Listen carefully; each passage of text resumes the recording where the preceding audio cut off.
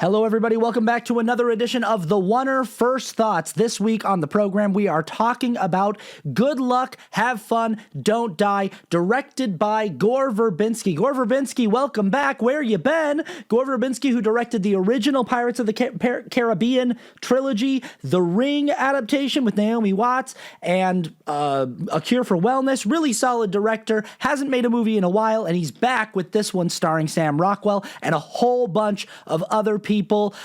This is the spoiler-free edition of our show where we're just giving our first kind of impressions about the thing without getting into too many details or spoilers. So if you want the more in-depth, spoiler-laden discussion, that will be on the full-length podcast that should be on our channel soon. But right now, what I can say about this movie is it's getting very good reviews from critics and audiences alike. I think it's worth it for you to go and see this movie in theaters and determine for yourself whether or not it works for you.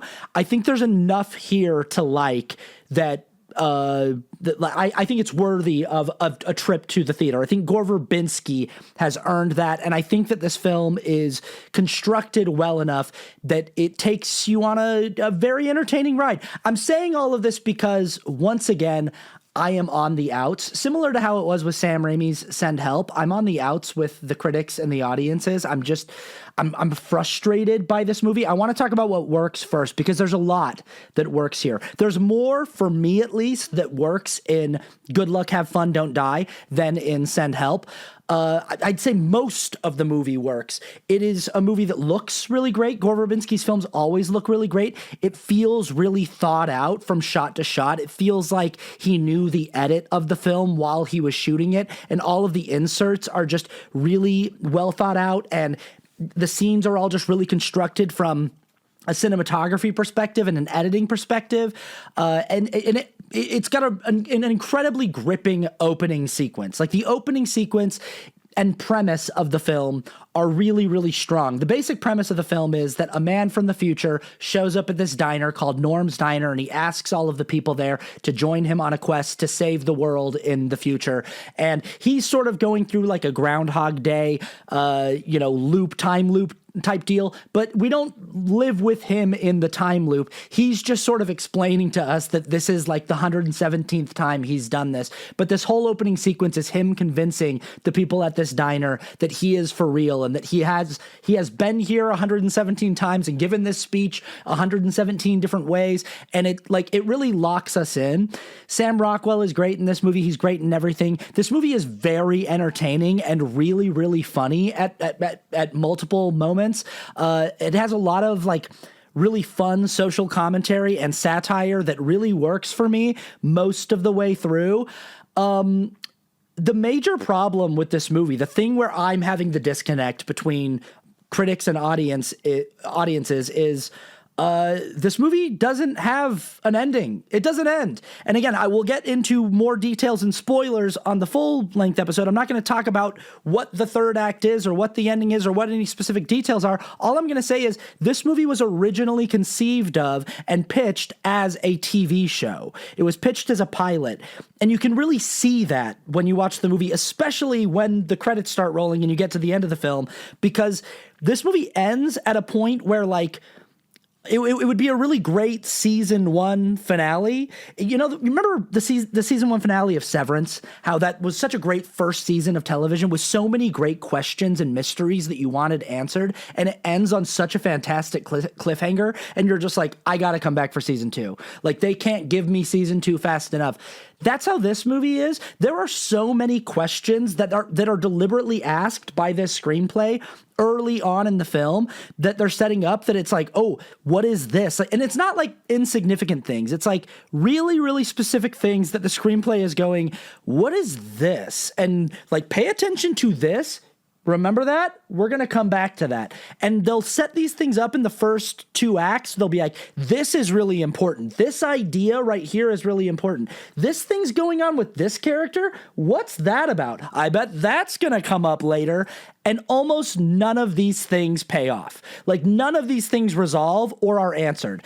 I'd say by the time the credits roll, maybe I'm being generous here, 20% of the big questions in the screenplay are resolved or even attempted at answering. It reminds me of how the Duffer Brothers went out of their way to tell everybody, we're going to answer all of your questions in season 5 of Stranger Things. And they were even specifically like, remember how that door unlocked itself in season 1 when Will was running away from the Demogorgon? We're going to answer who unlocked that door. And it was like, I literally didn't remember that happened. It's been a long time since I've watched season 1. I don't know what you're talking about, but they went out of their way to bring it up and be like, don't worry, we're going to answer that. And then they didn't.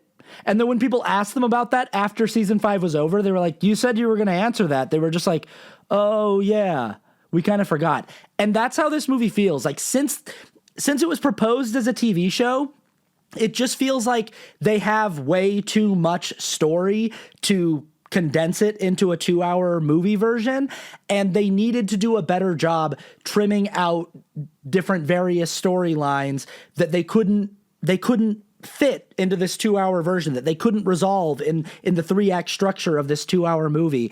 And they didn't. They just like kept those in there, and the movie ends and they're just like, yeah, sorry, we ran out of time. Like, that's the thing is, I think the disconnect that I'm having from audiences and critics is everyone, I guess, is feeling like the movie is such a fun ride for like 85 to 90% of the time that they're not that bothered that the ending is very unfulfilling and unresolved. That like the movie's a good enough time. It's a fun enough concept, and it's constructed well enough and acted well enough, and it's funny enough, and it's exciting enough that it doesn't really matter that nothing's resolved. But I don't know, man. Like I feel like you gotta figure out a way to end your movie, right? You can't just be like, and the ending happens off screen. You can imagine what happens next, right? You can figure out what would be a cool ending, right? Like because it's not like the ending of season 1 of a show and they're coming back for season 2 to answer all of those questions. As far as we know, this is it. It's like this movie that Gore Verbinski made. There is no, as far as we in the audience are aware, there are no planned sequels for this. So that's it. I mean, maybe there's a second one coming out. I hope there is. If there is, I will go see it. I still think that you should go and see this one, but it sort of reminds me of what was going on with Send Help, where I think there's a lot of people, a lot of film fans who were just excited to see Sam Raimi have a film back in theaters that wasn't based on any existing IP, that wasn't like Sam Raimi doing a big superhero movie in the MCU. It was just a Sam Raimi movie. And I think the same thing is going on here with Gore Verbinski, where people are like, we're excited to have Gore Verbinski back and not helming some big over-the-top Pirates of the Caribbean sequel, but just doing a new movie, a new Gore Verbinski movie.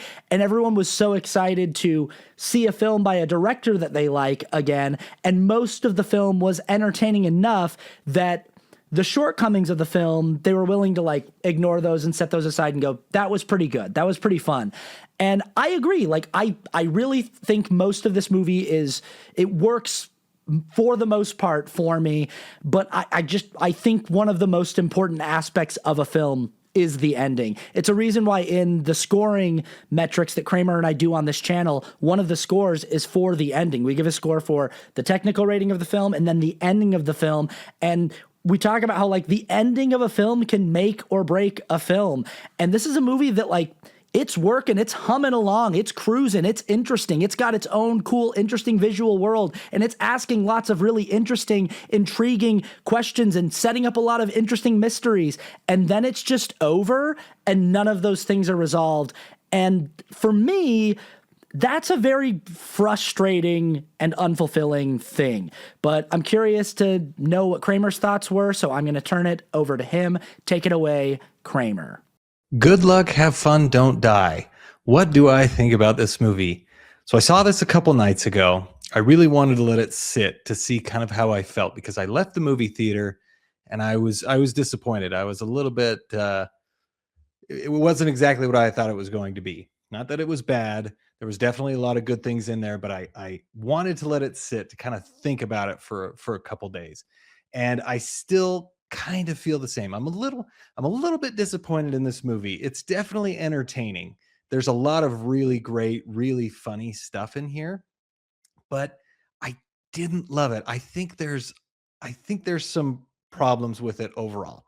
I think some of the biggest problems are that it has some really great ideas, and it has some really interesting ways of presenting these ideas. It's definitely satirical, but I don't think all the ideas fit very well together. They're a little disjointed in the fact that they don't really mesh and kind of come together in the end to wrap everything up nicely. And